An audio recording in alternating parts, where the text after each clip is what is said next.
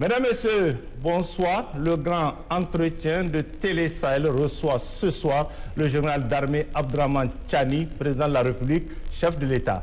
Dans cet entretien avec le président de la République, nous allons aborder, comme il est de coutume, la question sécuritaire qui préoccupe énormément les populations ces quelques dernières semaines et quelques questions d'actualité. Monsieur le Président, bonsoir et merci une fois encore de nous accorder un peu de votre temps pour parler de la situation d'insécurité qui prévaut dans certaines localités du pays. Il n'est un secret pour personne que depuis quelques années, notre espace sahélien est confronté à d'énormes problèmes sécuritaires se rapportant au terrorisme principalement. Les défis sont importants, mais force est de reconnaître que des progrès ont été réalisés, même si beaucoup reste à faire. En vérité, la difficulté de la tâche s'explique aussi par la complexité de la problématique sécuritaire dans laquelle certaines puissances étrangères à notre espace continuent de jouer un rôle de déstabilisation dans l'espoir de reconquérir leurs privilèges aujourd'hui perdus. Question, Monsieur le Président, quel est, de façon générale, l'état actuel de la situation sécuritaire au Niger, voire de notre espace, de notre confédération AES? Est-ce que la situation est sous contrôle en dépit des difficultés? Quelles sont les perspectives d'ensemble?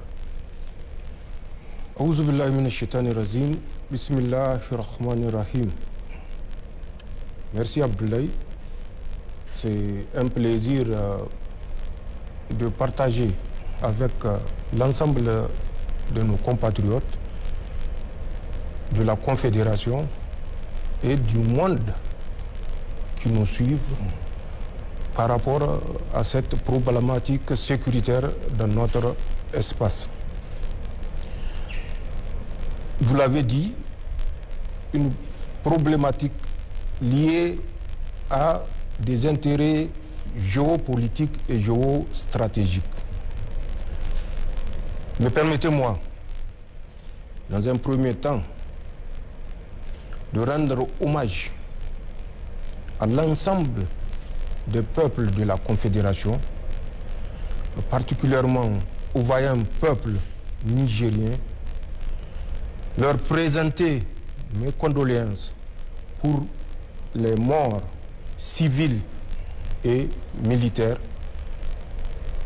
Également, rendre un hommage à l'ensemble de nos forces de défense et de sécurité qui, au prix de sacrifices énormes, se battent jour et nuit pour garder notre espace confédéral, notre pays, particulièrement le Niger, debout.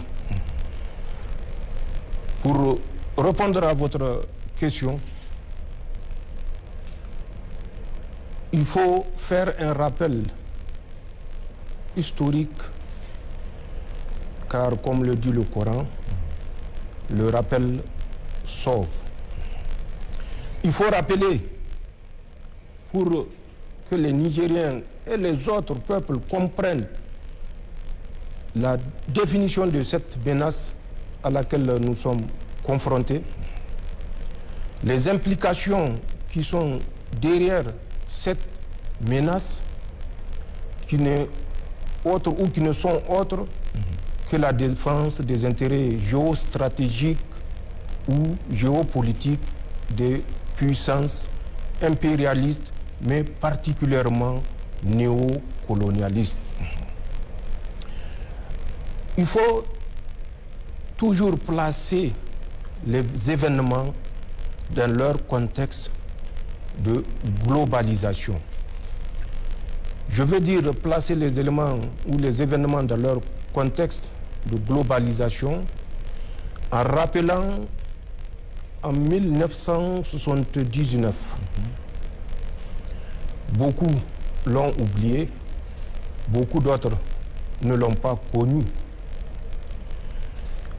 une prise d'otage en Arabie Saoudite, dans la grande mosquée de la Mecque. Prise d'otage des pèlerins associés ou attribués à ce qu'on a appelé les fondamentalistes, c'est-à-dire des jeunes étudiants qui étaient en thèse peut-être de doctorat ou autre dans le domaine de l'islam. Face à cette prise d'otage, des pays vont se mobiliser. Et parmi ces pays, bien sûr, la France sera le premier à demander à l'Arabie saoudite de les laisser mettre à la disposition de l'État et du Royaume d'Arabie saoudite ce qu'on a appelé, ou qu'on appelle toujours, le GIGN, le groupe d'intervention de la gendarmerie nationale française. Mais les Saoudiens savaient que c'est le pyromane qui veut jouer le jeu du sapeur-pompier. Ils ont poliment, mais de façon diplomatique, rejeté cette offre. Cette offre, ils l'ont substituée par l'intervention des forces spéciales du Pakistan. Parce qu'ils conçoivent que les forces spéciales du Pakistan sont des forces qui sont composées par des musulmans et qui peuvent accéder à la mosquée où plusieurs centaines de pèlerins étaient pris en otage. Ça s'est passé en novembre 1979. La crise va connaître son dénouement un mois plus tard, en décembre 1979. Mais ce n'est que le début d'un grand complot que je ne saurais relater ici intégralement. L'un dans l'autre, en 1980, le conflit va se déporter, où les puissances néocoloniales et impérialistes vont déporter ce conflit en Afghanistan. Vous savez ce qui s'est passé en Afghanistan de 1980 jusqu'en 1986 exactement. Vous connaissez les implications qui ont eu lieu en Afghanistan.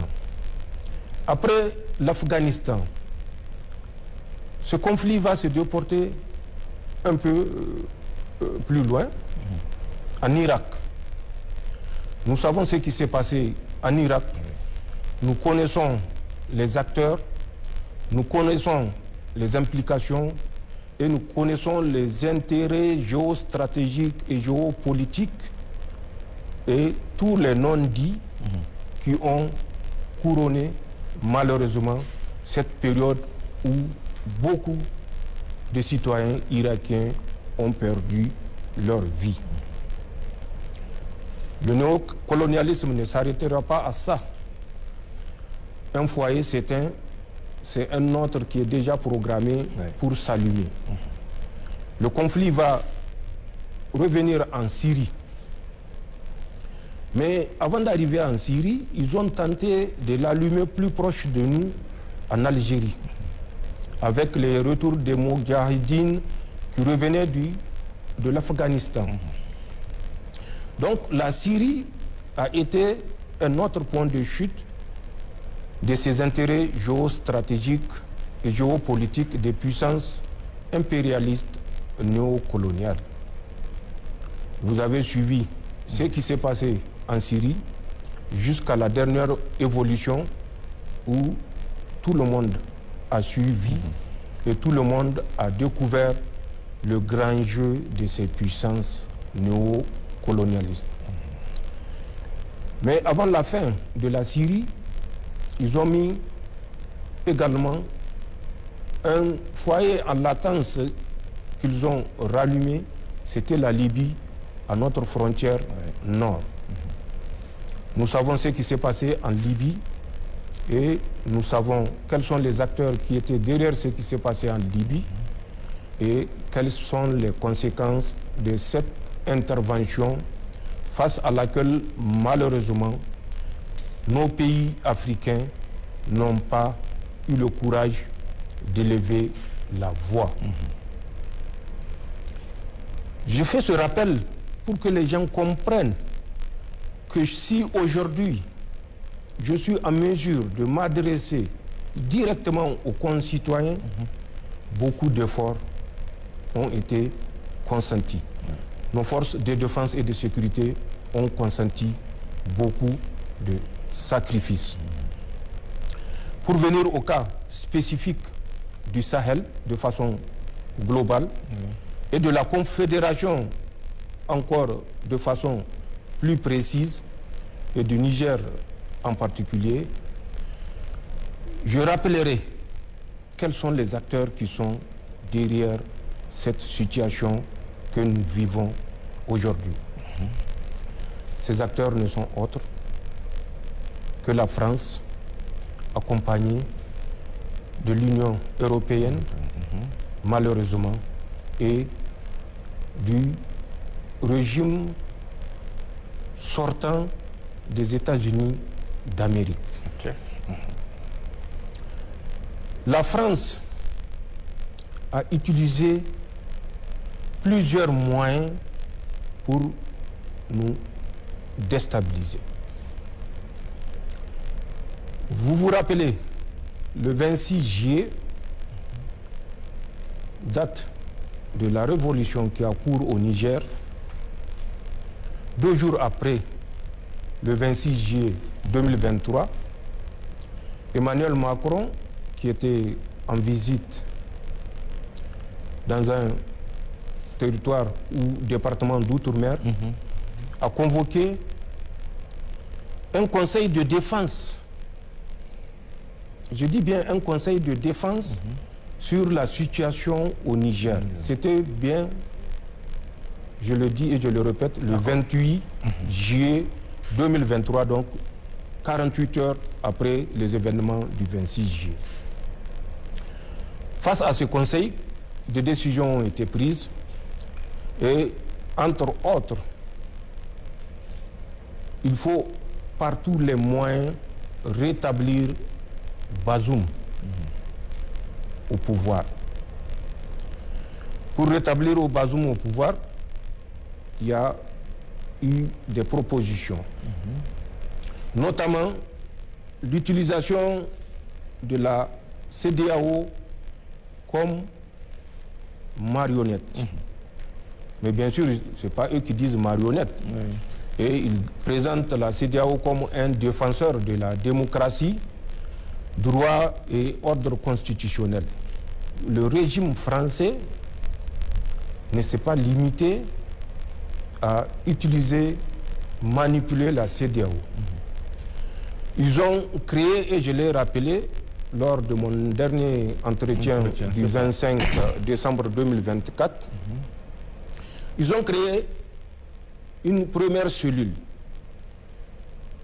qu'ils ont appelée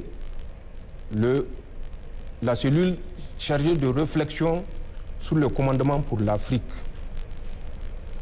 Cette cellule, je l'ai rappelé, a été confiée à Jean-Marie Bockel, je l'ai dit dans l'entretien du 25, qui lui-même a fait appel à des officiers supérieurs des forces armées françaises, notamment David Pawlowski, ensuite Paul Menon Bertheux.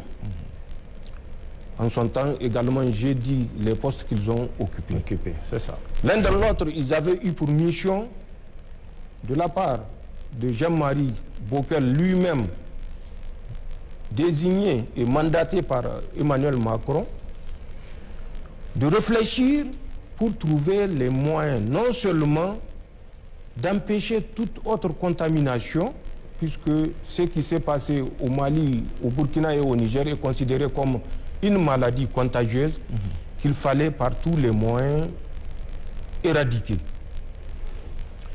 Ces gens ont réfléchi, je l'ai rappelé également dans l'entretien du 25, auquel nos téléspectateurs peuvent se référer. Et pour aller plus vite, ils ont fait des propositions. La France, qui est présente sur 5 pays militairement, qui sont le Tchad, la Côte d'Ivoire, le Gabon, le Sénégal et Djibouti par rapport à la proposition du commandement pour l'Afrique, à l'image de l'Africacom des États-Unis, Oui. Proposer que ce nombre où on a annoncé aux Africains, les Français sont en train de se retirer, passe à 15 pays. J'ai cité les 15 pays. Beaucoup se sont mis à démentir, mais on ne peut pas démentir une vérité. Ouais. Qui est là? C'est une vérité historique. Désormais, Emmanuel Macron l'a confirmé. Je ne reviendrai pas sur ces pays parce que je les avais déjà cités. Mais les Africains doivent prendre conscience que ce que projette la France, elle fera tout pour l'atteindre, même si c'est d'ici 100 ans.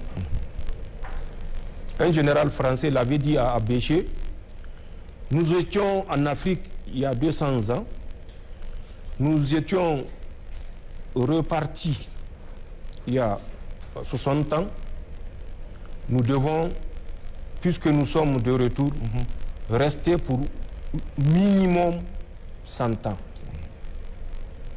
Ce n'est pas des paroles en l'air. Okay.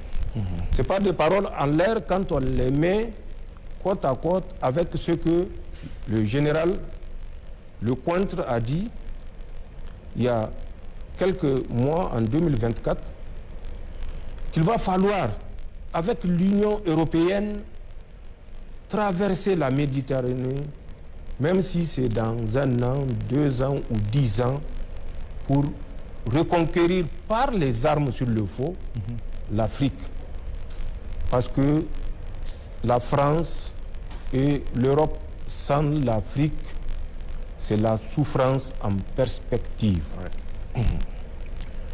Un autre génie français avait dit également, puisque les troupes et l'ambassadeur français que nous avons expulsés sont en train d'être évacués, ils vont utiliser ce temps qui est favorable à la déstabilisation subversive.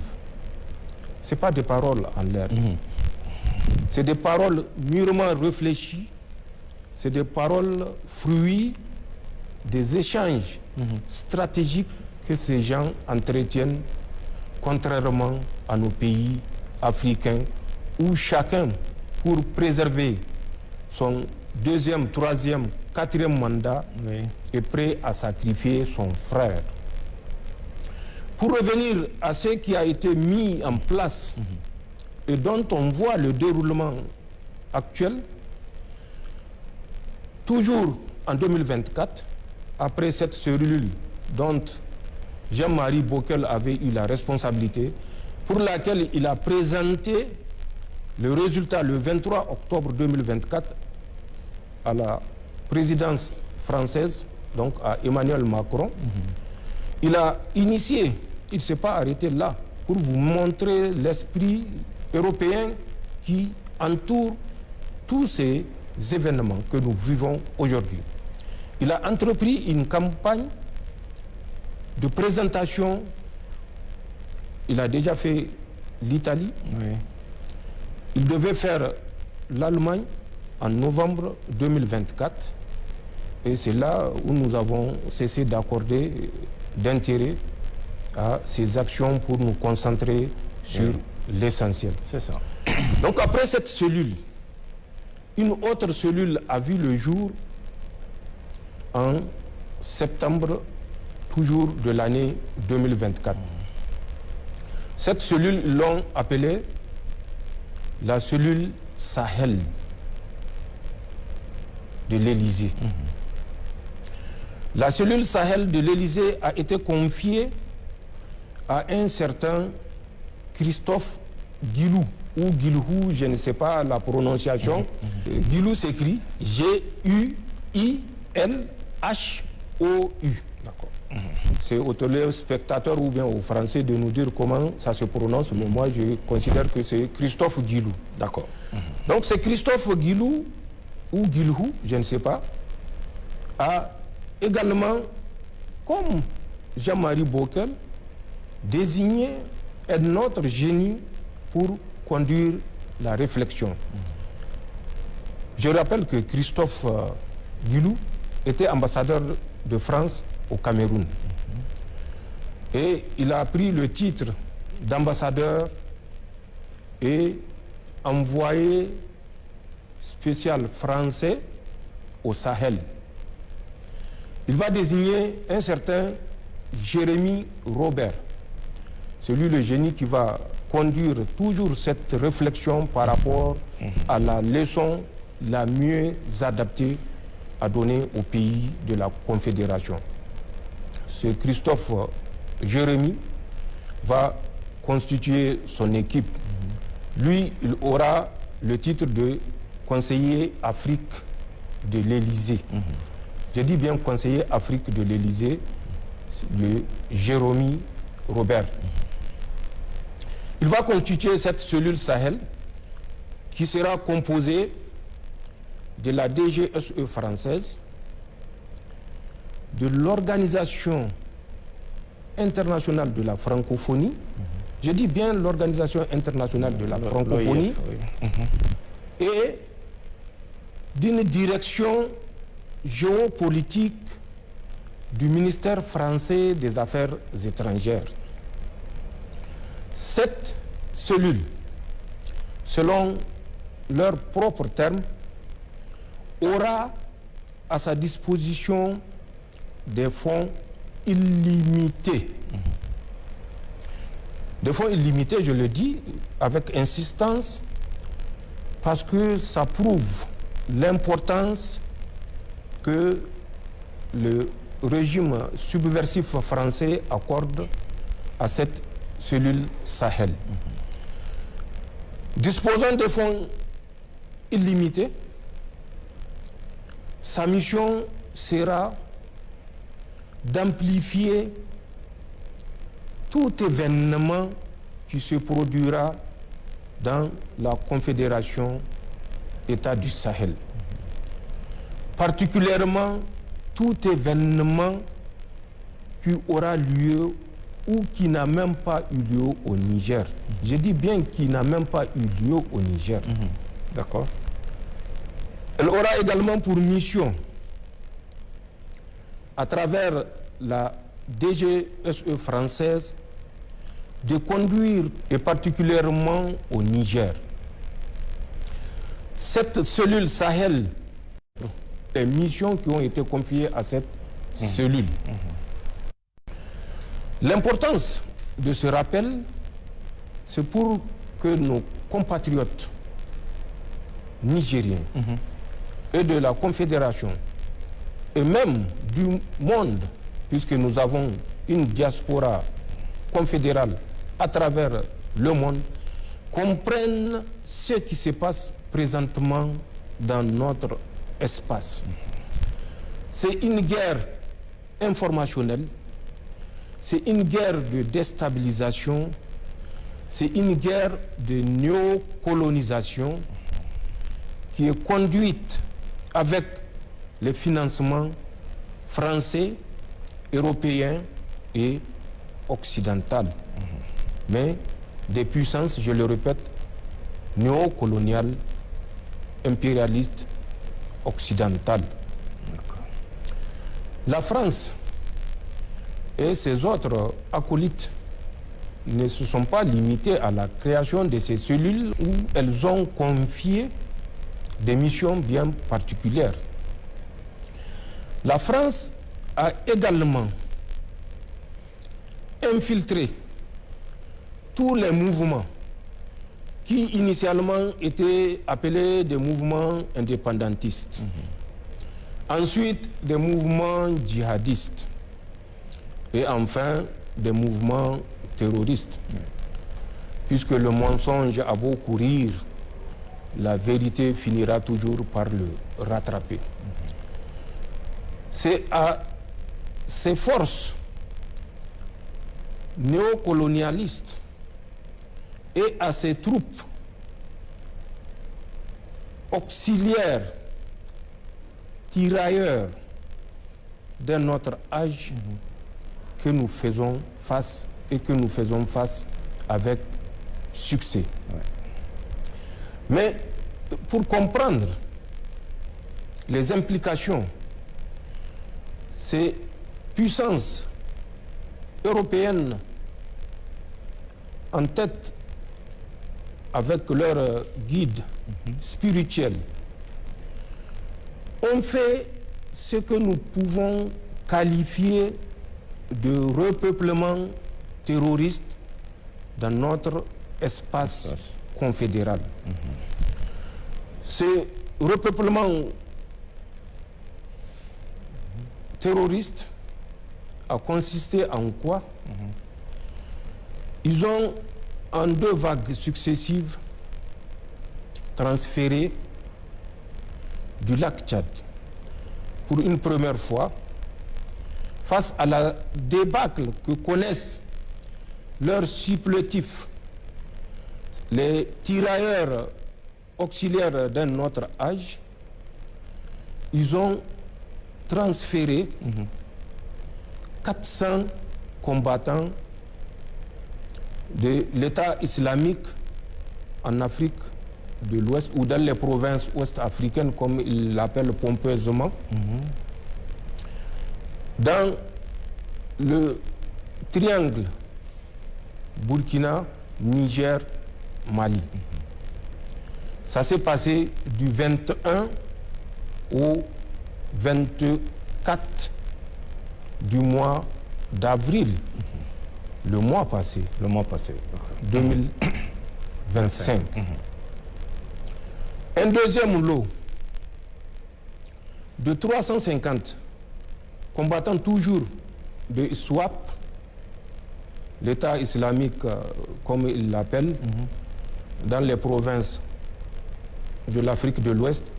Mais là également, je vais démontrer qu'il n'a rien d'islamique. C'est des mercenaires à la solde des puissances occidentales.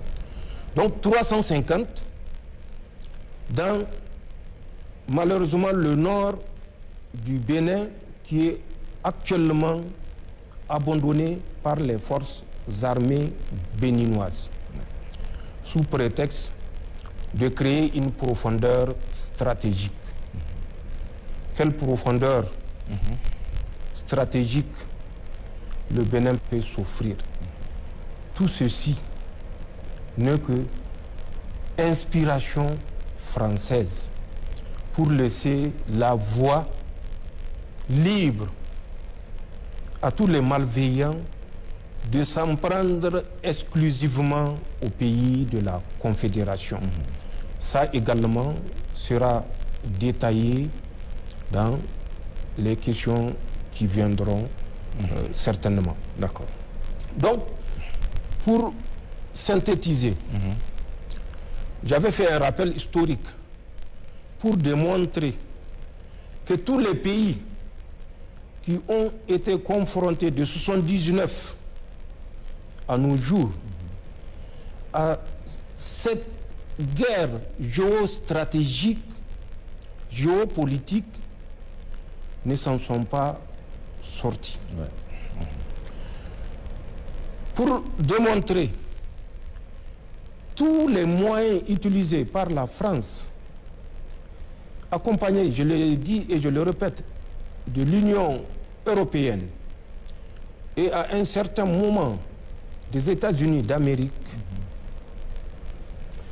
sont des moyens colossaux qui auraient pu permettre, d'ailleurs comme ils l'ont dit, aux terroristes qu'ils ont rencontrés dans le lit du lac Tchad, nous voulons que vous interveniez parce que nous ne pouvons pas intervenir ouvertement.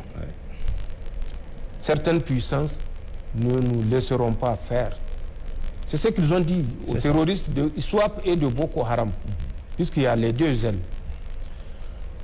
Nous vous donnerons tous les moyens pour que vous finissiez avec les pays de la Confédération, en commençant par le Niger. Exprimez vos besoins, qu'ils soient